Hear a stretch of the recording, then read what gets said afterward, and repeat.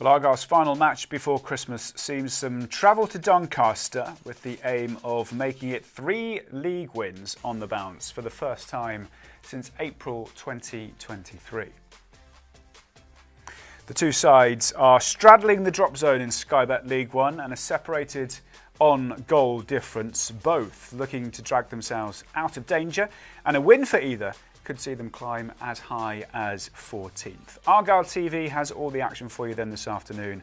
You won't miss a thing with us. Hello, good afternoon. I'm Charlie Price, and this is the pre-match show from Matchday Live on Argyle TV. Now, a run of 3 wins in their last 4 league games has made the mood around Home Park just that little bit merrier, hasn't it? They will be in full festive party mood, though, I'm sure, the Green Army, if they can pick up that 4th straight away win this afternoon in South Yorkshire. As for their opponents, Doncaster, well, they narrowly lost out last weekend in a 7-goal thriller in South Wales, a last-minute heartbreak for them against Cardiff City, the leaders. They've won just one of their last 13 league matches and will want to arrest that slide, I am sure, going into this busy, festive period. Now, all of your match passes, both audio and video, are available to purchase on our website right now. Just head to pafc.co.uk, hover over the Argyle TV tab, and you can find all the details in there. And joining me for the build-up over the next 25 minutes or so is the former Argyle fullback, Brian McClinchie.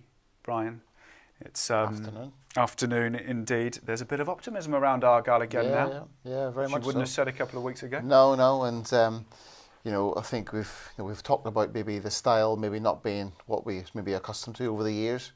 Probably been spoilt over the last couple of years with some great teams and great performances. But I think needs must. I think we need to get some results on the board, and then you can build from there with a bit of confidence. But interesting game today because they concede a lot of goals. They just like to score. They're decent up top, and we've had a bit of consistency with clean sheets as well. So. We absolutely have 4 in the last, or 3 in the last 4 games. Yeah. And I think the stat going around was there was 3 in the first 21 games in all competitions this season. Wow. So like that's a clear indication of how much it's tightened. That's a contrast. Yeah, it's a different mindset, isn't it? I don't know if that's anything coinciding with Derek Adams coming into the building, potentially giving, talk cleverly about a guidance in a sense, because it's a young coaching staff as well. But fundamentally, I think, when you're leaking that many goals, you've got to tighten up defensively. You've got to become hard to beat, and I think that's the right approach from the team. Really. And I remember a couple of weeks ago saying, one of the problems potentially could be the fact that they weren't able to keep a consistent defensive lineup, and it was chopping and changing. Yeah. If you look at the last few games, there will obviously be changes today with Brendan Galloway going out, of course, to the African Cup of Nations, and we'll have a look at the team news in a minute. Yeah. But for the most part, that back 4.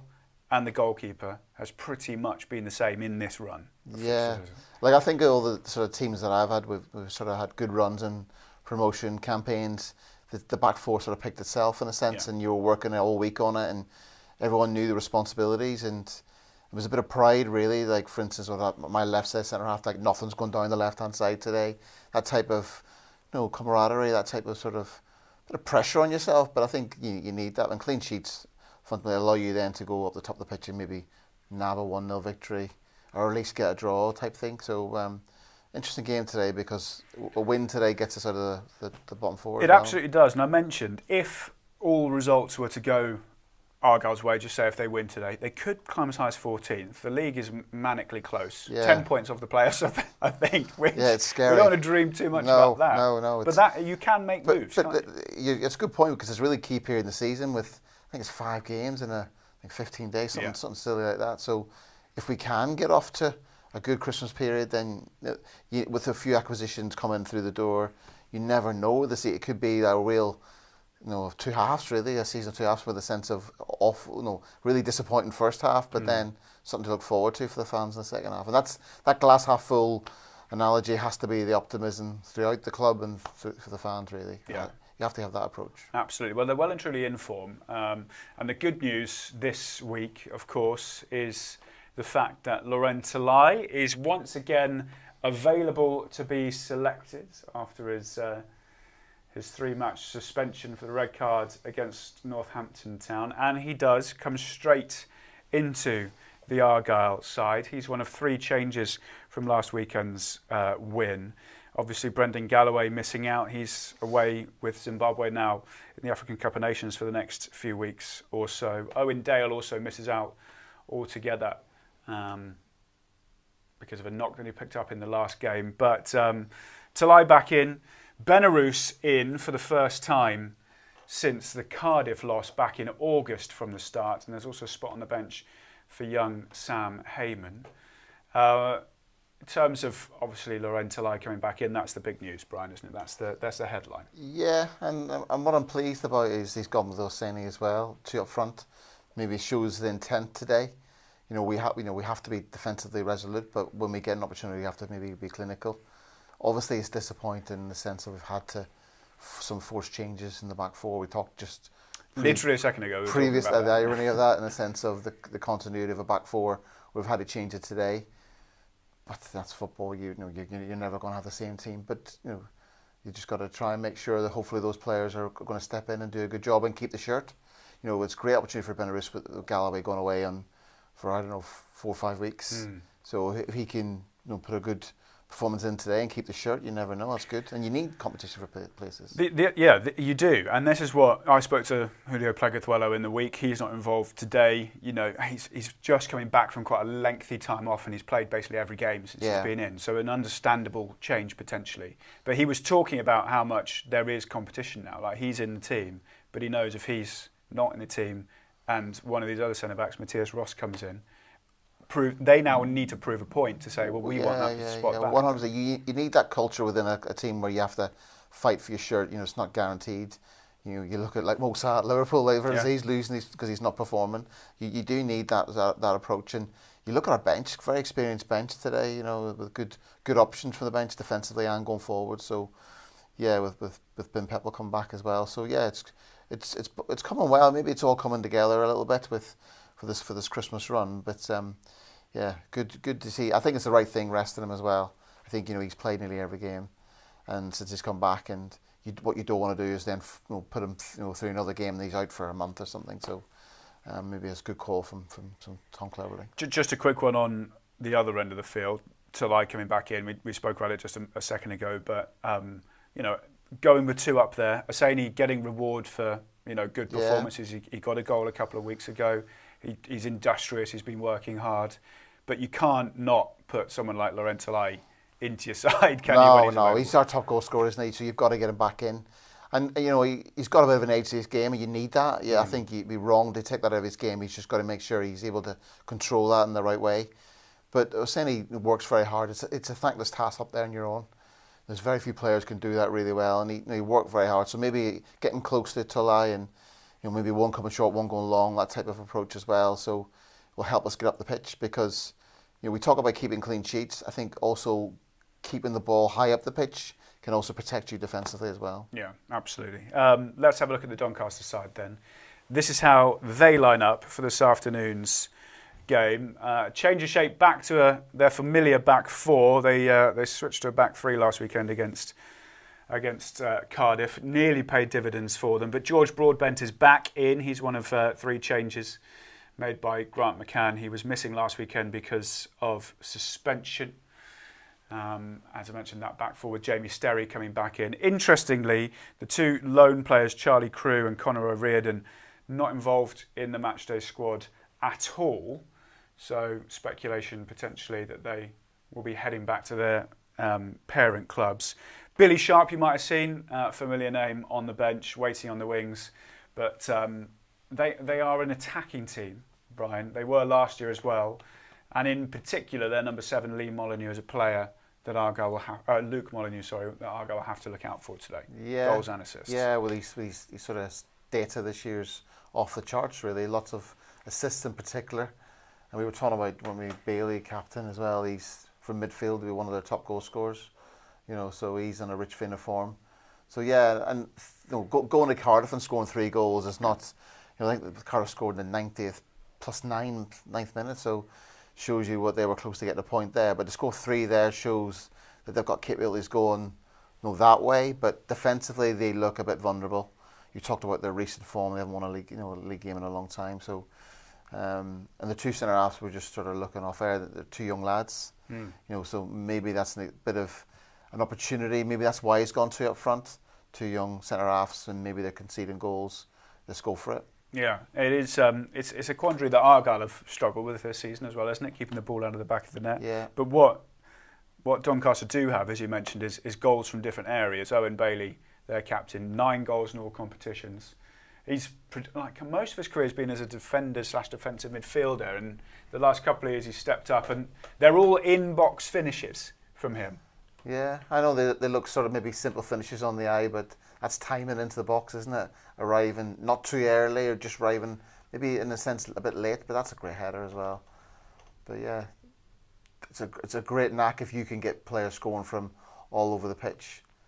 You can see here that's a bit like Argyle in a while last week with a cutback. Yeah. Well, also on that little combination, we've seen a couple of these as well. It's a Molyneux assist. It's a Bailey finish. They're one of the most potent duos of goals and assists this season. If you look at that, there's four of Bailey's goals have come from a Molyneux assist. I'm not surprised because McCann, he likes his players to play on the front foot. They want them to be brave. He doesn't like them to actually be sort of safe and stuff like that. So he has that mentality. Playing against them before, and he was in his manager Peterborough, similar sort of stance he had. So. Yeah, we'll have to be defensively resolute. We'll have to get maybe 2 banks of 4, Sornola as well, maybe not his natural position, but giving us that defensive effort as well. And then on the break, being clinical, early balls up to Talai and Oseni to stretch them. But yeah, interesting game how it sort of pans out. Yeah, well, we'll find out soon enough. Let's get the thoughts from the 2 head coaches now, though. We'll start with Tom Cleverley, who obviously has a lot more confidence in the way in which his side is going about things and hopes that recent form can continue this weekend. For the final game before Christmas, I know it doesn't necessarily mean anything to you, but it's a milestone in a season, isn't it, normally? Top at Christmas, bottom at Christmas, where you are at Christmas. It's kind of a yardstick, I suppose. Yeah, it's another opportunity for us to continue the momentum.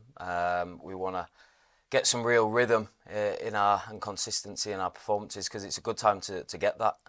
We've got 13 games in the next 6 weeks, but yeah, it's an important game like they all are, and it'd be nice to spend Christmas Day next week off the back of a win for sure. Yeah, it absolutely would. And you mentioned getting a bit of a rhythm. Do you feel as if the side's almost in it now already? Yeah, and the key thing is that we don't become complacent because we feel like we've got that. We have to work hard.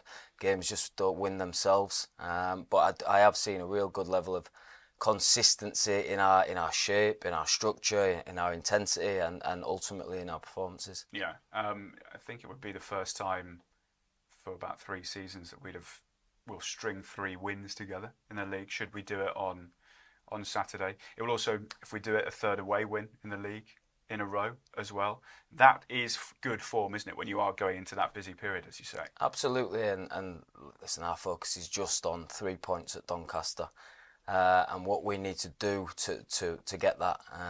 But yeah, there are records in a positive way when maybe 4 to 6 weeks ago there were records in a negative way. Now that's all down to the hard work of the players.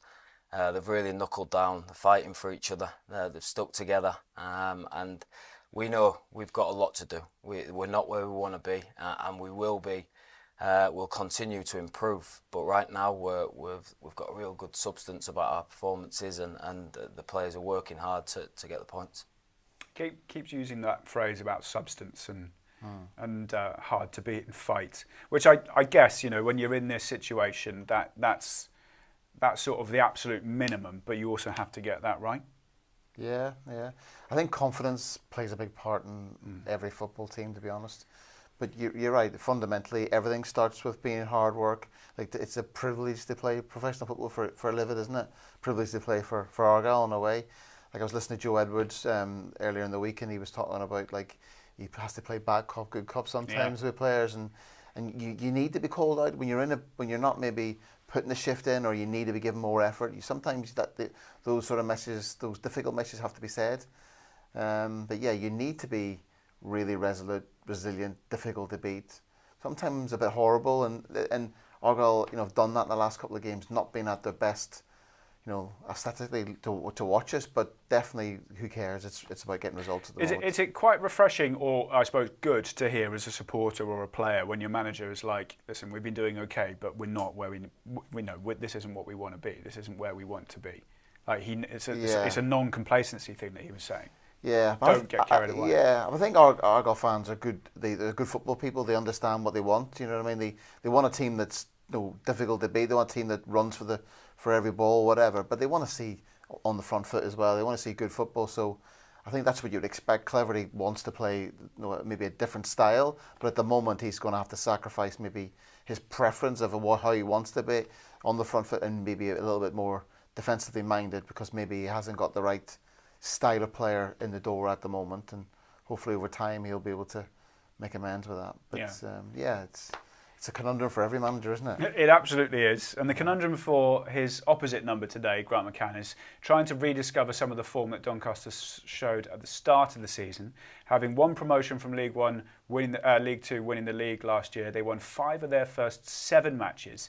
Since then, they've picked up just 1 win in the next 13. And despite some good performances, Grant McCann wants them to turn into points.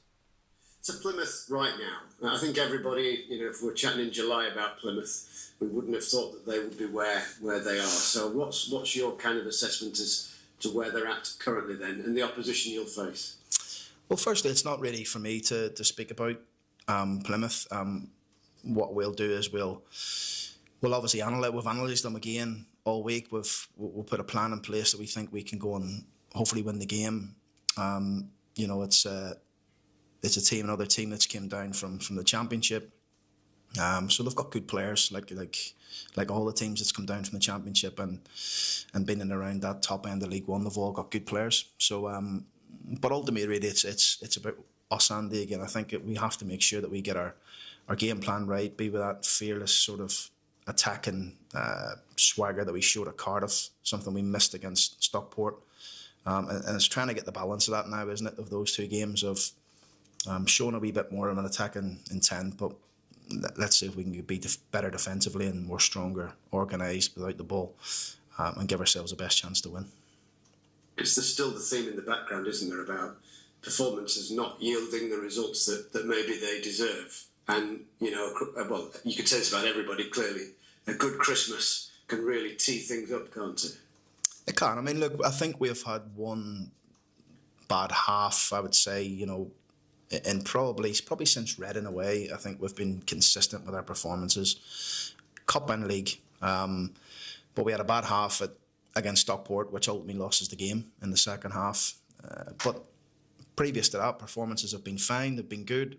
We've been unlucky in some games. We were very unfortunate to concede last minute against Cardiff when we got probably 4 or 5 things wrong in the lead up to the goal. But we can't worry about that now. That game is gone. All we can focus on is the next one. The next one's the most important, which is Plymouth, and we'll see if we can get the right result. Yeah, when you look at their results recently, you do think, this is a very, very winnable game for Argyle. Not a lot of league wins. They're doing well in all the cups, actually. So they're into the 3rd round of the FA Cup. They're still in the Virtue Trophy. But that would indicate very winnable.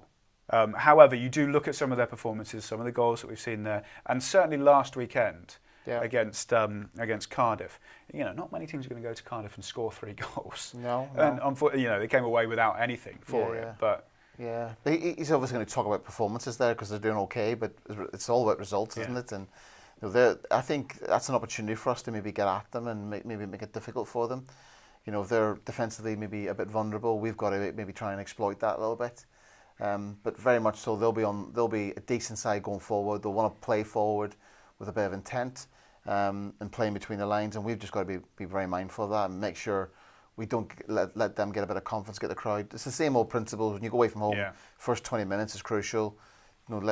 Just make sure it's no risk taken, all the things you'd want a manager want to say. Those things have to happen today. And when you talk about confidence as well, should Argyle get themselves in front, a fast start's quite necessary, because if there's a team that's quite fragile defensively, you want to put them under as much pressure as possible. What I'm saying, and that's probably why it's gone through up front in the sense of the fact that maybe they do concede goals and maybe we can get at them.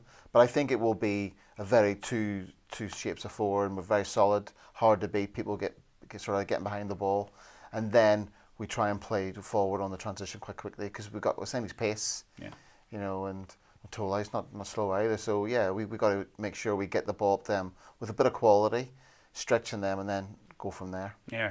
In terms of Argyle, you know, you mentioned earlier on the run of games. Now it'll be the same for Doncaster, obviously. Over the Christmas period, you know, Boxing Day, 3 days later you've got another game. Then it's New Year's Day. Then it's the 4th. Yeah. So it's 4 games within the spell of about 12 days. Yeah.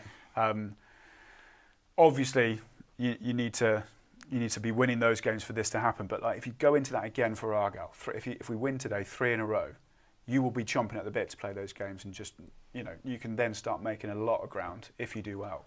Yeah, and which is why today's important. Yeah, 100%. Like for us to get out of the sort of bottom 4 is really good from a mindset perspective. I think Tom Cleverly did mention that as a good sort of milestone in a sense. Maybe sleep better at night, that type of thing. But I think if you just got to approach every game as it is. I think if you start thinking, right, this is a busy period with 4 games, I think that could be a bit of a danger. I think you've got to apply the right sort of approach to the game today, and then just take the next game after that, because there's no bad teams, and they're all hard to beat. They're all well versed in how to maybe look at our weaknesses and try and exploit those. So no game's easy to win, to be honest. So I think it's a great period to maybe get yourself up the table, but I think you've got to have that it's a very, very boring cliche, but next game is the most important, and you just got to go win it, and then you dust yourself down, see how your injuries and how things are, and then go for the next one.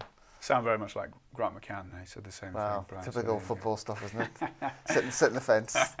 Well, let's hope that Argyle can do the business today and go into that Christmas period even in a merrier feeling. It was a 5 a.m. start for many of the Green Army that were making the journey, over 500-mile round trip up and back from here to Doncaster. Will it be a rewarding one for them? If you haven't got your match passes, make sure you go and get them now. Head to pafc.co.uk for all of the details. Our commentary team at the Eco Power Stadium, and the former Argyle midfielder Lee Makel and Rob McNichol. And Argyle's trip to Doncaster, the final game before Christmas, is coming next.